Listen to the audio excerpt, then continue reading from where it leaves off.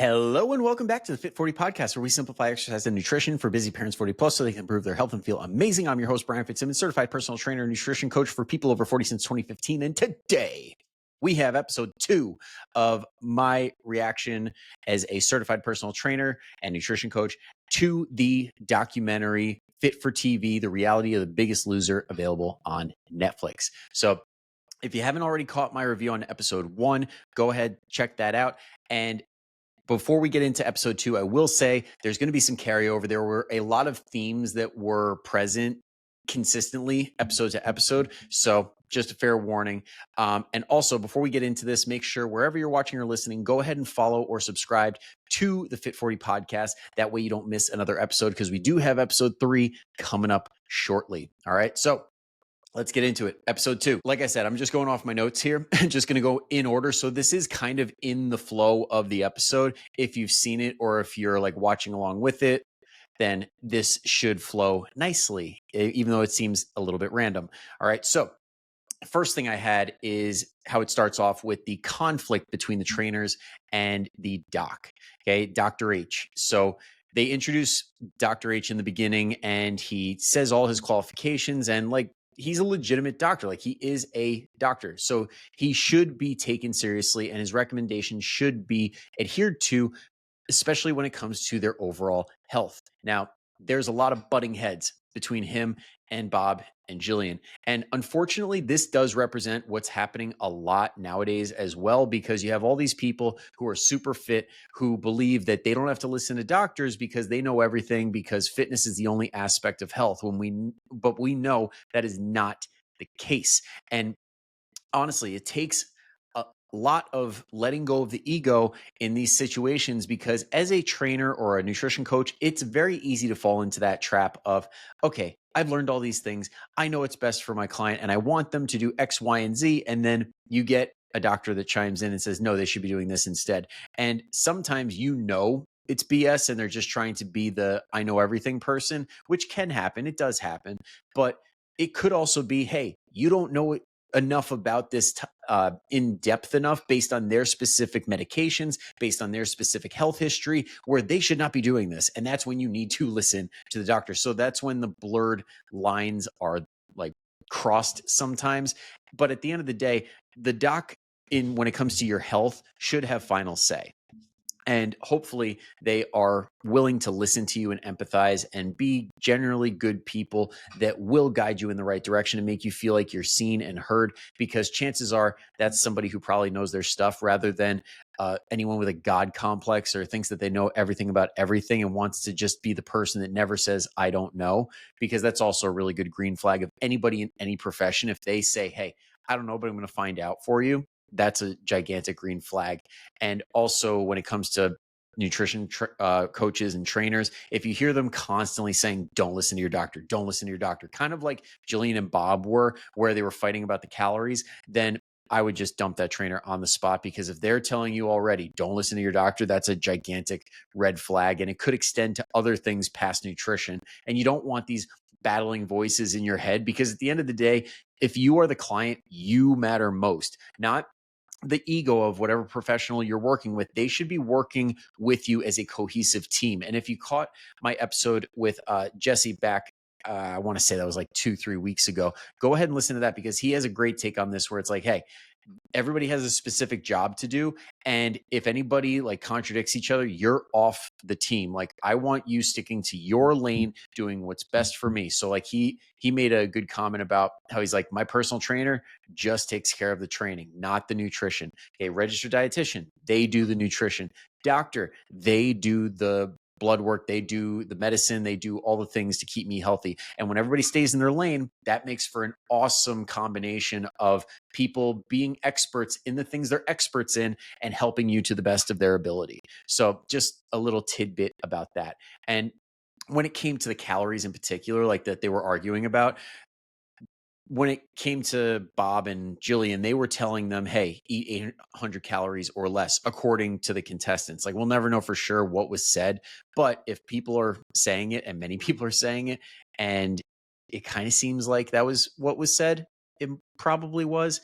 800 calories a day makes total sense when you figure that Bob and Jillian were mostly working in LA with people that had these aspirational goals of getting on magazines and being in movies. Because when you get to those levels of lean, sometimes you do need to take extreme measures like that. Now, if you need to go to 800 calories a day, that just screams you don't know what the hell you're doing, because no one should ever have to go that low if they're sticking to a calorie deficit properly and they're doing things in a periodized way so they can keep their health in as best of a place as they can, even though when you go way too lean, your health does take an impact. Your hormones take a hit, and it's not a good thing. And it's a very short-term thing. But they were applying these principles to people that did not need to go that far. And if you are a person who does not fall into that category either, you do not need to go that far. You can get away with a lot more calories than you think. I remember this week, I had somebody who just signed up and she's ready to go. She's in her late 30s and she wants to lose about like 50-ish pounds. And her starting calories are 2,000. Okay, 2,000, not 800, not 1,200, 2,000. And she is going to lose weight on those calories. Okay, you need to know what's right for you based on your specific physiology, your training history, your activity level, your preferences. So it really comes down to not these blanket approaches of eat this many calories or basically just starve yourself is what they were saying. And the doctor was like, no, you need to bring these up because you can't sustain the activity that you're doing, because he actually had half a brain. And then Bob had a great quote too that said, no one was going to tell us what to do. It was our workout program, our meal plan. But they don't have any credentials to be writing a meal plan. They don't have any credentials to even write a workout program, because Bob was a fitness instructor, not a personal trainer. Like, he could technically write a workout program, but he had no business writing individualized workout programs. And Jillian, yeah, she could have done that, but she was not listening to any of the advice that was given in her certifications anyway. So they were both the last people I would trust to put together a really well put together workout plan and meal plan in a way that left people feeling good at the end of it and resulted in sustainable weight loss and allowed them to practically use that outside of the ranch. 0% chance that was happening. And then there was the caffeine pill stuff that was going on, because guess what? When your calories are that low and you need energy, somehow stuff like that ends up happening. And when you catch yourself doing things like this to compensate for low energy levels, that's a gigantic red flag that something's off and the plan needs to be adjusted. Because again, if you're not going to these really low levels of lean where bodybuilders go to before they get on stage, or actors and models do beforehand, where they're really extreme for a very short amount of time, if you're not doing that stuff, then you shouldn't need caffeine pills. You shouldn't need stimulants to just keep you going and going and going. As I have a Celsius right here, but that's more because I'm mentally addicted more than physically addicted. But anyway, that we're going to get more into the caffeine pill stuff a little bit later. I'm not sure if it was in this episode or the next one, but we're going to get a little bit further into that. Jillian at one point insults the person she's working with and says, you need to be yelled at. Okay? I'm allowed to treat you as I see fit. And these are just the worst things that you'd ever want to hear out of a personal trainer's mouth, because she basically thinks, okay, I'm fit, you're not, so I can treat you however the hell I want because you want what I've got. And that's not how this works, because you can't just say, oh, you're going to do all the things I do and you're going to look like me. That doesn't work. And along with that, you don't have the right to just treat people like shit because you happen to be a lower percentage body fat than them. And unfortunately, there are people like that in the fitness industry, because they see this on TV and they're like, oh, that makes it okay, which is bullshit. And along with that, the whole like need to be yelled at thing, there's a lot of pseudo therapy bullshit that happens on this, where they have these intimate moments and they play the gentle music and they're having these talks. And I know, as a personal trainer and nutrition coach, there's a lot of stuff going on here that makes me cringe, that makes me mad. I can't even imagine a mental health professional watching this and them seeing the things that are being said and how the people on this show are being treated. And these people, you can tell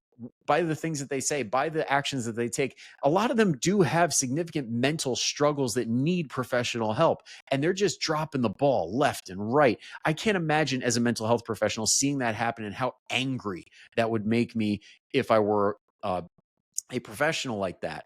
Okay. And then another thing I had here was failing during exercise, because along with them saying, oh, you need to be yelled at and all this, anytime that somebody failed at an exercise, whether that they stopped running or they weren't able to lift the weight, they made it very apparent that that's a sign that they don't want it enough, that they're weak, that they're not disciplined. Well, guess what? That's bullshit. At a certain point, everybody's body fails. That's when your muscles get to a point and say, hey, enough, or your cardiorespiratory system just burns you up and makes you feel like, oh my God, my chest is burning from all this cardio. And eventually you just got nothing left. And that just means that you are depleted. It means that you need to take a second to rest and replete certain energy stores like your glycogen or your creatine, or your not creatine, your phosphocreatine, your ATP stores, things like that. Those things get replenished by resting. And then also there's fat that gets oxidized as well. When you talk about energy systems and training, this is why we fuel our bodies to do these things. And when you are not doing that, when you're getting 800 calories or less throughout the day, guess what? You're going to fail a lot, and you're not going to be able to put out the effort that you did earlier in the day or maybe earlier in that week. And now they're basically setting you up for failure, saying, hey, we're going to give you nothing to actually achieve these goals that we're setting for you that are unrealistic, unattainable in the gym. And we're going to make you feel bad about it. So I don't know what about that is helpful in any way, shape, or form. And if anything, it just shows their inexperience in what they're doing. Because as a seasoned trainer, you can look at people as they're lifting and kind of get an idea of when they're about to fail. Like, and when I say fail, I mean, let's say you're doing a bench press and you're pushing up and down, and you start seeing it get slower and slower and slower. And you kind of know in your head, you're just like, maybe they have one or two left. And sometimes they don't have anything left, which is why we spot them just in case, because everybody has different failure points. Some people, they just hit a brick wall, and the first of that second to last rep looks really crispy and fast. And then boom, they got nothing left. Some people can grind it a little bit more, and they go really slow on the last one, then they go even slower for another and even slower for another, and you're just like, I don't know how they keep going. But not everybody is like that, and it's not a measure of their willpower or their discipline and everything that they were making this out to be. So just know, if you are not able to do the repetitions that you see on your program, that doesn't mean that you're a failure. It just means that, hey, maybe you're just not strong enough yet. Maybe you are under fueled, like people doing morning workouts that don't have breakfast beforehand or don't have some sort of big dinner the night before and like get some electrolytes in at the bare minimum that morning. Sometimes if you put yourself in that situation, you just don't have the fuel that you need to do what is required on that sheet. And that's okay. Just know that for next time, fuel yourself a little bit better, or let's just have these proper expectations around what you are currently capable of doing. Next is, one of my favorite quotes of the whole thing. You need to be able to survive me and Jillian, is what Bob said. And you shouldn't have to survive your trainer. That is, again, this drill sergeant, this bullshit of like, you need to appease me. You're here for me. And it drives me nuts. And when it came to, the next one I had was Tracy with Dr. H, how he told her after that rhabdomyolysis incident where she literally almost died, she still did not want to give up. And that's a testament to how much determination she actually has, contrary to what they made it out like on this show and painted her as a villain. If you almost die and then you come back way faster than you should to participate in something that they actively let you almost die in, and you're like, I'm still doing this because I want to achieve this goal, that's pretty badass, if you ask me, to say, hey, F that, I'm still coming back. I still want this. Now, I personally wouldn't have came back, but props to her for having the grit and the determination to say, hey, I'm still doing it. But the big thing I wanted to highlight here is how Dr. H was talking with her and said, listen, you are not allowed to work out for a while, which obviously, anybody who knows what happens with rhabdo, where it literally breaks down your body and breaks down your muscle tissue, and you need a recovery period to get back to a place where you're able to do anything, let alone extensive exercise like they were putting them through.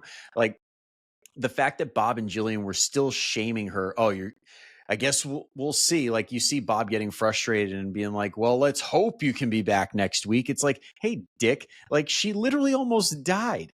She like I don't I'll hold back." But Dr. H said, "I don't want you to work out, but I want you to stay." And this is a super important topic because when he says this, he sees the value in everything else that's not the exercise. And a lot of people need to embrace this in their own journey, which is sometimes you won't be able to exercise, whether you don't have the time or maybe you have an injury or you got something else going on where you can't exercise. Does that mean that your entire fitness and health and nutrition, all that gets put on the back burner? No, it just means, hey, now you're going to dive into other areas that are going to support that journey as well, like the nutrition. He's like, he obviously knew she was going to get nutritional guidance by being on this show, whether it was good or bad. She was still getting nutritional guidance, which was better than what she was getting with nothing at home. And there's professional oversight. He would be able to keep tabs on her and help her along the journey, which is extremely important because one of the biggest benefits to having a personal trainer or a nutrition coach or anyone taking care of you when it comes to your health is the fact that when you keep coming back, when you keep showing up, that's one of the biggest things that is an indicator of your future success or your success in general with that endeavor. If you have support systems, if you have professional help, your chances for success go through the roof. So, like I was saying in episode 1, if you have a trainer or something that passes the beer test where you would go out and get a beer with them, like you would genuinely enjoy hanging out with them, that is so powerful. So if you can try and find somebody like that, like Dr. H, for example. um, and with this whole Tracy situation, they made it pretty apparent that the whole goal for Bob and Jillian was to get Tracy out of there because they knew she's not good for the show, or they knew that even though she was good for the show, they painted her as a villain, which she did a great job going that extra mile to do things that were spunky and things like that, but they were able to manipulate that in a way that made the audience really hate her and have this emotional reaction, which again is great for television because we love villains. They literally made 2 shows right now, Traitors and Villains, based on people like that in reality TV. But the fact that the trainers were trying to get one of them to quit completely says a lot. It really does. Like the whole point of being in this profession is to help people, to encourage them, to get them to a place that they didn't think was possible or that they might not be able to do on their own. And they're like, yeah, we want to get our ass out of here. Like, really? You want somebody to give up on their goals? Okay, got it. Next is when the one of the contestants said that she was in a position where she was an opera singer and she was really, really good and potentially was going to sign on with a company. But the guy that was in charge basically told her, your voice is incredible, but your body doesn't match. And years and years and years and years later, she's bringing this up because guess what? Words like that matter. Okay. It is a big, big deal when you hear things like that. I have a client right now that is still struggling with things that she heard when she was doing ballet when she was younger. Okay. Kids, when they're wrestling, when they have to be in a heavier weight class, that actually does some damage. Same with cheerleading. When you have to be on the bottom because you're too big to be thrown, these things can actually mess with your head. Weight class sports, things like this will do damage long term, even though in the moment people don't think, oh, this is going to really mess with this person. But guess what? There are people that still remember comments that their mom made, that their aunt made, that their dad made, like that a friend made, like these little quips that don't really feel like much in the moment, and it sticks with them for life. This stuff matters a lot. And then also along with that, weight class sports, especially when you're really young, teach horrible habits around navigating weight. I can't even tell you how many friends I have that are wrestlers that struggle with their weight because the only way they knew how to lose weight was cutting weight, not losing body fat, cutting weight. And there's a big difference between that. Cutting weight involves things like water manipulation, like carb manipulation, and all these things like sweating out as much as you possibly can so that the scale goes low enough so that you could hit a weight class. But that is extremely unhealthy doing that in the long term. And honestly, it's pretty unhealthy doing it in the short term, just mentally and creating that relationship with your weight through these extreme methods. when it comes to losing body fat, even though you may do all of these things in a short time frame, that does not mean that, oh, when you see that you're 20 pounds less from the beginning of the week to weigh-in day, you didn't lose 20 pounds of fat. You lost a few pounds of fat, and the rest was water and glycogen from the carbohydrates that you're not eating because you're starving yourself and you have no water in your system because you're sweating it all out. And you may be even taking diuretics so you don't have anything in your colon or in your bladder. So you have nothing. And when all that weight is gone, that is a shitstorm when it comes to performance, because if you don't have any fluids in you, if you don't have any fuel in you, it makes it impossible for you to perform at your best. It just doesn't happen. And when you are going to the gym and trying to stay active and doing the exercise, all these things, it, number one, makes it super miserable because you have no fuel, but two, it hurts your progress. If you're pushing and pushing and pushing with no fuel, you are going to lose lean muscle mass. You are going to lose bone density. You're going to put yourself in a position to possibly get injured. This stuff is not good. You need to understand that cutting weight practices are really, really harmful in the long term, but losing body fat can be so much more enjoyable than that. And it doesn't need to be this extreme thing. And that's the big theme I'm getting at with this whole series, is that it doesn't need to be that extreme. And if you do want to do this long term, it needs to be in a version that you are getting benefit. I'm really struggling for the words here because I'm trying to be nice. I want to rip this thing to shreds like in every way, shape, and form, but I want to leave you guys with positive stuff to focus on. What I'm trying to say is that when it comes to losing body fat, you can do it in a way that's so much less demanding than these people may paint it out to be. Okay. And the last thing I will say about this is that when it comes to a lot of the people, and it's going to come up in episode 3, a lot of the people who gained weight didn't just do this over a long period of time where they were just actively pumping as much food into their mouth as they possibly could. Some of them had traumatic things happen, like certain people got injured. Or another thing that gets downplayed a lot is when women get pregnant. A lot of times that weight gain happens and it just doesn't come off, and it puts them in a position where now not only can they not get it off, but then it keeps gaining and gaining and gaining. And there's people with chronic illnesses and things like that. And there are things that get in the way of weight loss that you can't just will yourself out of. You can't just make yourself do it because you need to try harder. So we're going to get more into that in episode 3, just as a little sneak peek there. But I hope that this rambling wasn't incoherent and as bad as it sounded coming out of my mouth. I'm really trying to do my best with making this as helpful as I can and not really focus on the negatives 100% of the time. So I appreciate you sticking with me all the way through to the end. Just a quick reminder, until the next episode, if you need something in the meantime, definitely grab your free copy of the Tone in 20 workouts if you haven't already. The link is down below in the description or the show notes, wherever you're watching or listening. 20-minute workouts that you can do from home at your convenience.